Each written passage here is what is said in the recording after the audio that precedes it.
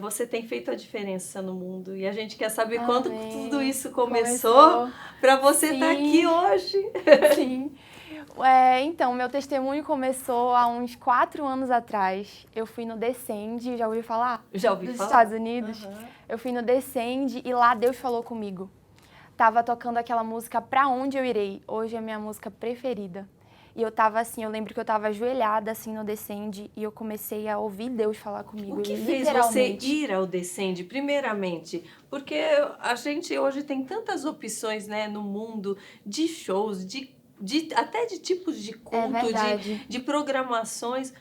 Você já estava com o coração inclinado a buscar a Deus. Isso, porque desde criança eu nasci em um lar cristão. Então minha mãe, eu sempre vi a minha mãe orando, a minha mãe é meu primeiro exemplo. Eu sempre vejo ela orando pelas madrugadas, de manhã. Então, ela sempre me ensinou a ter essa vida de oração. E quando eu fiquei sabendo do Descende, eu entrei num grupo, que tinha um grupo na época. E aí, acertei tudinho as passagens, eu falei com meu pai liberou e eu fui com o coração para receber. Eu sabia que aquele ano, Deus ia ministrar e falar algo fortemente comigo. Então, eu fui... Você foi sozinha? Como que sozinha, com uma excursão. Sim. Tem uma excursão que sai aqui de São Paulo, lá para os Estados Unidos, da Dunamis. Sim, sim. Aí eu fui com ela, me inscrevi, entrei no WhatsApp, tudinho, e fomos em uma excursão, ficamos numa casa lá, todos os dias tinha oração, palavra, foi incrível. Todos os dias que eu passei lá. Então, Deus falou comigo, eu tava no estádio, e eu me ajoelhei, tava tocando a música Pra Onde Eu Irei. E eu me ajoelhei, assim, eu comecei a ouvir Deus falando comigo, foi muito forte, muito explícito. Ele falou que quando eu retornasse para o Brasil, eu ia começar o meu ministério. E que não era para eu temer as adversidades, era para eu confiar nele. Ele me falou especificamente tudo o que eu ia fazer. Que eu ia começar numa praça, que teria o nome Graça Viva, e que eu ia direcionar jovens a ter mais de Deus.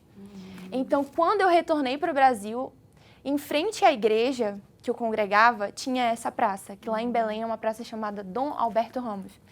E nunca tinha tido nada do tipo lá. Você visualizou essa praça já antes? Ou quando veio a imagem da praça, né, na sua consciência, você já sabia que era essa? Ou foi quando você olhou para ela? Já sabia que era. Já. Deus já tinha me falado lá que era aquela, porque eu já congregava na igreja que era em frente. Então ele me falou, vai ser nessa praça, quando eu estava lá no Descende. Então quando eu voltei, nós começamos. E foi incrível, assim, porque foi com um violão quebrado, e mais uma amiga, o nome dela é Isabelle, que é minha amiga até hoje, inclusive. E a gente começou lá com 2 jovens, eu, ela e mais 2 jovens. Como que vocês debaixo da chuva. A gente começava, tinha um coreto lá, tem na verdade, tem um coreto lá. Lembra a minha infância, coreto. Um beijo para São Manuel, minha cidade querida. Eu ficava, quando era criança, rodando em volta do coreto, pulando com bexiga. Aí tem um coreto lá e a gente ficava debaixo desse coreto, que Belém chove muito, né? Eu costumo dizer que chove toda hora praticamente. Então a gente tava lá debaixo, era umas 7h30 da noite, começamos o primeiro dia. E foi algo incrível, Deus derramou uma glória muito grande naquele lugar, só com as 4 pessoas, e louvando, sabe, glorificando ali debaixo da chuva, louvando o Senhor, o Espírito Santo desceu de uma forma poderosa. Na outra semana, já foram jovens da igreja, foram 20 jovens já. E assim a gente começou. E vocês dividiam como? Um tocava, outro louvava, outro orava, outro pregava? Como tinha a equipe de louvor, que era da igreja, né, no caso. A equipe de louvor, aí ele tocava o violão, ela cantava, que a minha amiga canta, e mais outras pessoas cantavam também. Na verdade, era um coro, né? Como seremos no céu. Sim. Era um coro cantando algo assim lindo, lindo. E eu costumava pregar mesmo, né? Como era líder, eu costumava pregar em todas as segundas. Sim. Então, na segunda semana, já foram 20 jovens. E aí eu lembro que um dos líderes da igreja falou assim, não, na próxima semana a gente vai trazer uma bateria. Uma bateria e um teclado. Eu falei, como assim uma bateria e um teclado? Aí quando foi na 3ª semana, ele já trouxe a bateria e o teclado. E nesse dia reuniu, assim, eu acho que umas 50 pessoas na praça, já glorificando o nome do Senhor. Aí eu falei, Deus já tem um violão, uma bateria e um teclado. A gente não pode retroceder mais. Sim. Nós vamos continuar glorificando aqui nesse lugar. E eu lembro que pra gente fazer, tinha que ter autorização pra usar o som. Isso que eu pensei. Foi. E deixaram normal? No primeiro mês deixaram, porque a gente não usava som ainda. Sim. Pra conectar o teclado, foi com uma caixa pequena. Mas no próximo mês, eu já tive que ir na Fumbel, né, pra eles darem o certificado, né, emitirem uma autorização. Aí foi quando eles deixaram a gente fazer toda segunda-feira. E Deus, assim, foi tão incrível que foi só crescendo. Chuva, debaixo de chuva, a gente já chegou a reunir 300 jovens lá, 250. Nossa. E assim, debaixo de chuva, os jovens com a sobrinha, debaixo de chuva, no meio de uma praça. Nossa. E lá, nessa praça, tinha muitas pessoas fumando maconha.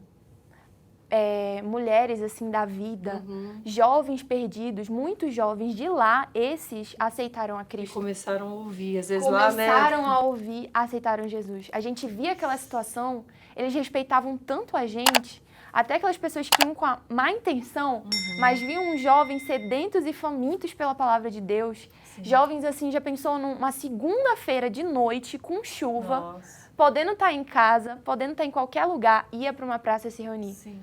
Deus salvou muitas pessoas. Cada segunda-feira era 30 almas para Jesus, 40 almas para Jesus. Era uma glória que era derramada muito forte. Eu lembro que para ter as segundas a gente ia para o monte. Já foi alguma vez? Já. A gente ia para o monte orar. Fazíamos propósitos assim quase todos os dias. Pagar o preço pela obra de Deus, literalmente. Sim. A gente ia no monte, orava, o Senhor falava que ia expandir, aquilo não ia ficar só numa praça. Não ia ficar só na praça e a gente orava, clamava, isso antes da pandemia.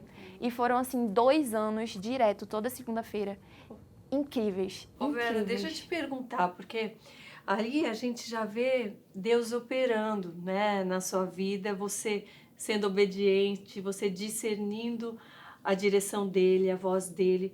Mas a gente entende que há um preparo para que essas coisas aconteçam, né? Sim. O que aconteceu antes disso? Você disse que você já orava, ia na igreja. Como era você antes desse momento? Porque eu sei que tem muitas pessoas que às vezes querem já estar nesse lugar, mas esquece que há uma entrega, há uma procura, há uma sede por Deus mesmo, né? No meu caso, eu não tinha sede por Deus, eu tinha sede de algo que eu não sabia o que era. Ele falou, você tá querendo saber o que é? Toma, que sou eu.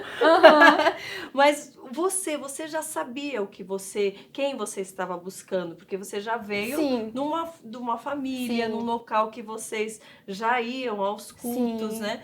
Quando que você falou, eu quero mais, eu quero mais e vai ser através né, desse processo? Então, eu costumo dizer que nós não devemos ser meros frequentadores de igrejas, porque não adianta nada. Sim. Nós temos que conhecer Jesus e ser conhecido por Ele, como diz a palavra. Então, o que adianta, naquele grande dia, Jesus chegar para nós e falar assim, apartai-vos de mim, não vos conheço. Sim. Então, não adianta nós apenas irmos ao culto se nós não tivermos verdadeiramente a Cristo. Sim. E é assim que eu era. Até os meus 17 anos, praticamente. Foi quando eu tive um problema, uma época que eu estava assim, muito rebelde, né? Com as coisas de Deus. Eu sempre fui da igreja, mas tem aquela fase que... Você entende que era por conta da idade, das amizades, porque a gente acaba não tendo amizade só com o pessoal da igreja, né? Então, e tudo isso interfere no nosso crescimento. Interfere. Então, com 17 anos, basicamente, eu tava assim, eu não tinha saído da igreja, mas o meu coração não estava totalmente ali, entende? Então, eu comecei a ter problemas na minha pele, apareciam algumas manchas assim, e era Deus falando comigo, eu não te quero com o coração no mundo, eu quero você com o coração inclinado para minhas coisas. E se muitas vezes Deus permite que a gente até passe por essas situações... E você entendeu que isso era uma situação que você estava fora do seu chamado ali ou não? Entendi. Especificamente, Deus me colocou naquela situação para que eu não saísse da presença dele e me voltasse totalmente. Então, aquelas manchas que apareciam no meu corpo, nenhum dos médicos identificavam, não tinha um atestado, digamos assim. Então, eu comecei a ficar muito preocupada e a orar a Deus. Eu orava todas as noites, Senhor, por que está acontecendo isso? E no fundo, eu sabia o que era. Era Deus falando assim, eu não te quero aí, vem pra minha vontade. E a tua mãe orando no outro quarto. E a minha mãe orando na no sala, quarto. sei lá onde. Sua mãe lá também, eu também não quero, Senhor, porque o poder da oração de uma mãe intercedendo é forte. Isso, e a minha mãe sempre foi uma mulher de oração fervorosa, assim. E aí eu lembro que a partir desse dia eu comecei a fazer propósitos de ler a palavra, de ler a Bíblia. Comecei a fazer planos anuais, planos semestrais da palavra e orar nos montes. Eu ia para os montes orar.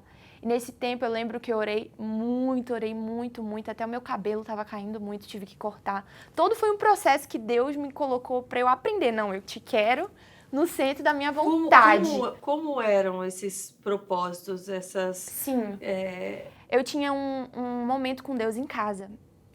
Depois que eu chegava da escola, faculdade, eu me trancava no quarto e começava a ler a palavra. Você lia aleatório? Não, eu lia um plano, por exemplo, de Gênesis a Apocalipse, isso. Aí hoje eu ia ler daquele capítulo até aquele capítulo. Aí eu primeiro louvava, entrava no meu quarto e começava a louvar. Não sei se você conhece a harpa cristã. Sim. Eu começava a louvar vários hinos da harpa cristã. Tem muito pra conhecer ainda, mas eu, Glória a Deus.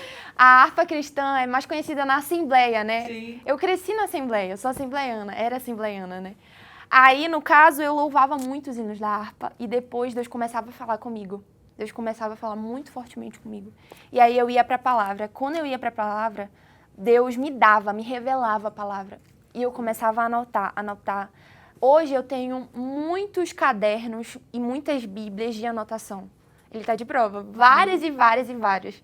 Tipo, não sei nem contar quantas eu tenho, de quantas eu já escrevi. Inclusive, dá uma palhinha, eu tô até escrevendo um livro, tô terminando ele. Desse processo, o nome do livro é O Processo, que conta a minha história, o que eu passei e alguns textos da Bíblia que Deus me revelou. Então, foi assim o meu período de preparação, porque eu costumo dizer que se você quer alcançar um propósito, você tem que passar pelo processo.